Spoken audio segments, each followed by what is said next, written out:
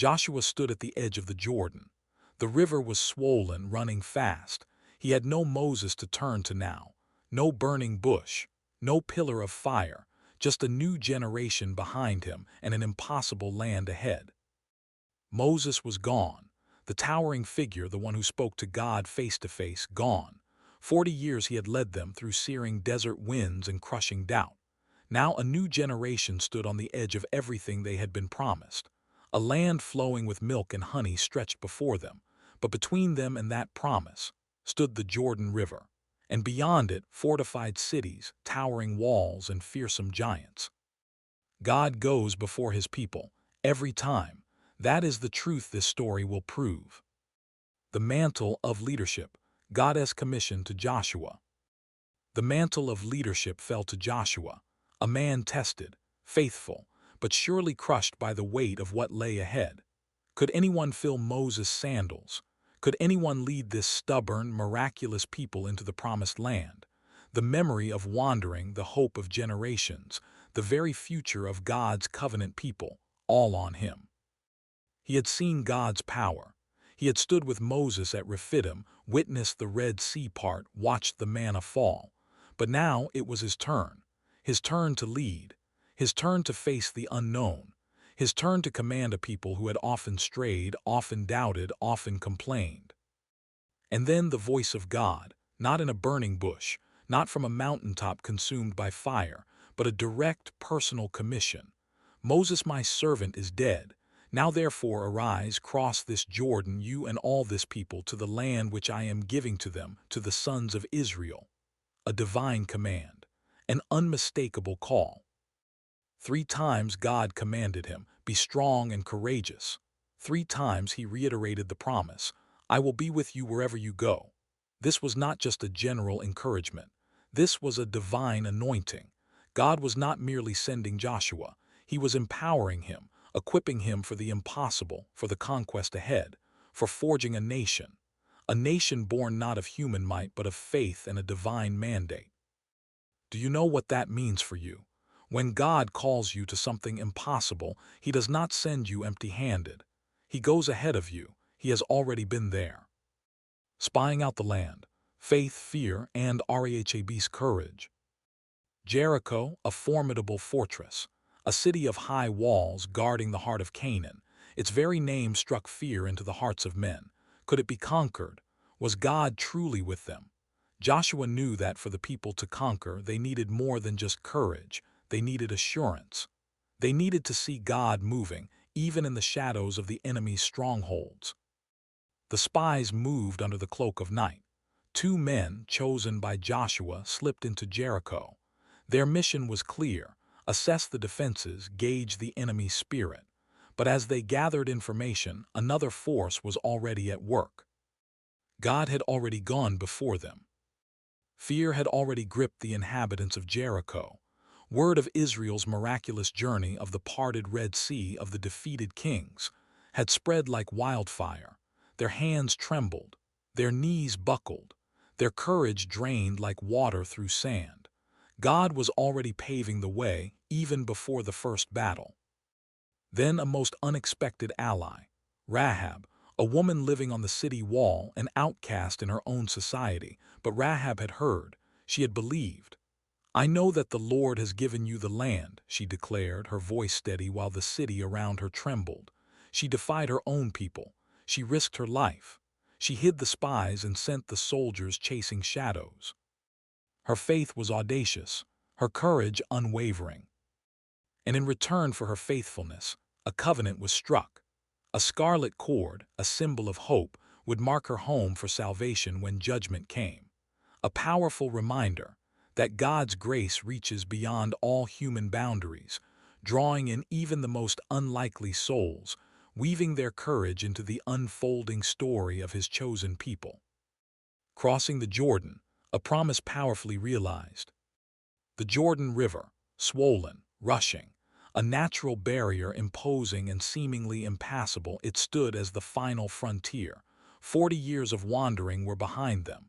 The Red Sea miracle was a distant memory for most. Now this generation faced its own test of faith. Could God do it again?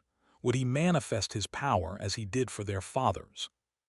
Joshua commanded the people, "Consecrate yourselves, for tomorrow the Lord will do wonders among you." A nation held its breath. The priests stepped forward, bearing the Ark of the Covenant, the very presence of God. They advanced to the river's edge. The waters roared, the current surged, and then their feet touched the water. Suddenly, miraculously, the waters of the Jordan stopped flowing. They piled up in a heap far upstream at a town called Adam. Downstream, the riverbed became dry ground. A vast, open highway appeared. The priests stood firm in the middle of the riverbed, the ark resting silently as an entire nation. Hundreds of thousands of men, women, and children marched across on dry land. They passed into the promised land. It was an undeniable sign, a profound act of divine intervention. It solidified God's presence and power among his people, reinforcing the covenant with a generation who needed to see for themselves. And it confirmed what God had already promised. He goes before his people, every single time. The fall of Jericho, obedience over military might. Jericho, its walls stood tall, unyielding, a symbol of human defiance against divine promise. How would a nascent nation fresh from the wilderness conquer such a bastion? Conventional warfare seemed futile. Yet God had a strategy, a divine plan that defied human logic, a plan that required absolute faith and unwavering obedience. Joshua received the command, not a call to arms but a call to march. For 6 days, once a day, the armed men, followed by 7 priests blowing trumpets, then the Ark of the Covenant, and finally the rear guard, would circle the city. In silence, only the sound of the ram's horns broke the stillness. Imagine the confusion within Jericho, the mockery, the questions from Israel themselves. Why this? Why not battle? Why not siege? But on the 7th day, the command was different. On the 7th day they would circle the city 7 times. And when the priests blew a long blast on their trumpets, the people were to shout, a mighty, thunderous shout. And they did. They obeyed. The dust from their feet rose with their faith. Their voices thundered with conviction. The ground trembled, the towering walls of Jericho crumbled, collapsed inward, not by siege engines, not by scaling ladders, not by human might, but by faith, by obedience, by the power of the living God. Have you ever been in a situation where God's instructions made no sense to you, where you had to choose between your strategy and his? Joshua's army marched in silence while a city watched and mocked. That is the moment faith is forged, and that is when walls come down. A tragic detour, Achan sin and the cost of disobedience. Victory at Jericho was complete, unqualified. The people rejoiced, but quickly a dark cloud gathered.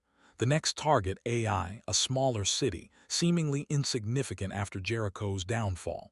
Joshua sent a small contingent, 3,000 men.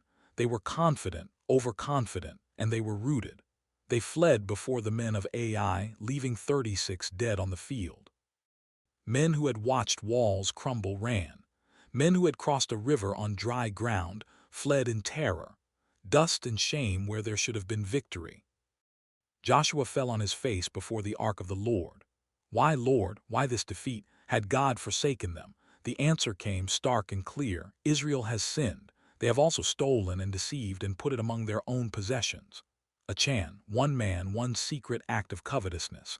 He had taken forbidden spoil from Jericho, a beautiful cloak, silver and gold, and hidden it in his tent. His private sin brought public judgment, corporate responsibility, a solemn, agonizing truth. The nation had to be cleansed. The sin had to be rooted out. Through a meticulous process, Achan was identified. His confession brought no relief from the consequences. He and all that belonged to him were brought to the valley of Achor. There, judgment was rendered, a severe, devastating lesson, a national setback. For a nation blessed by God's covenant, even one man's disobedience could fracture the divine favor. It taught Israel, and it teaches us, that a nation's strength is measured not just in its armies, but in its faithfulness to God. Covenant renewal and the Gibeonite deception. LESSONS in wisdom. After the cleansing at Achan, Israel returned to God, and the Lord restored their favor, granting them victory over Ai. With this renewed blessing, Joshua led the people to Mount Ebal and Mount Gerizim, a solemn ceremony, a profound act of national rededication. The law of Moses was read aloud, the blessings for obedience echoing from Gerizim, the curses for disobedience thundering from Ebal.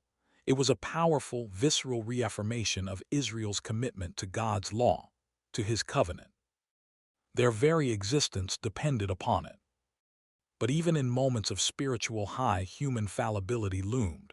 The Gibeonites, crafty, desperate, they had heard of Israel's victories, of their God's power. They knew their only hope was deception. They came to Joshua dressed in worn-out clothes with moldy bread and patched wineskins.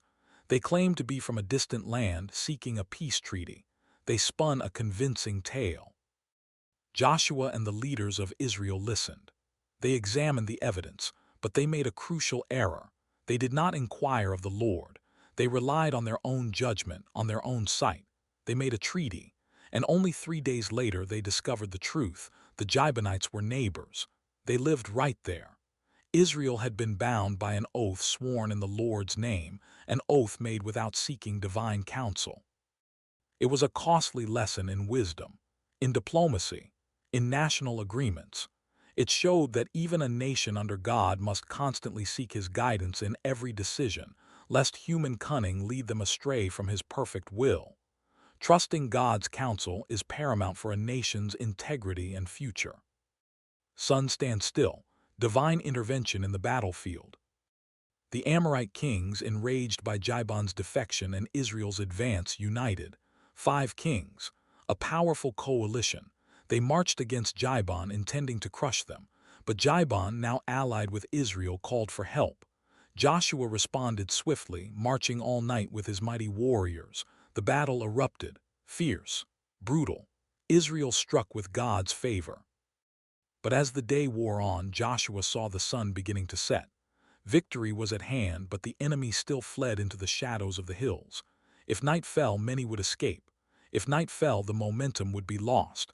Joshua, audacious in faith, stood before his army. He cried out to the Lord, a prayer unlike any other recorded in human history. Sun, stand still over Gibeon, and moon in the valley of Ajalon. And God heard, and God answered. The sun stood still in the middle of the sky. It did not hasten to go down for about a whole day. Time itself paused, a cosmic intervention. God fought for his people. He hurled large hailstones from the sky, killing more of the enemy than Israel's swords.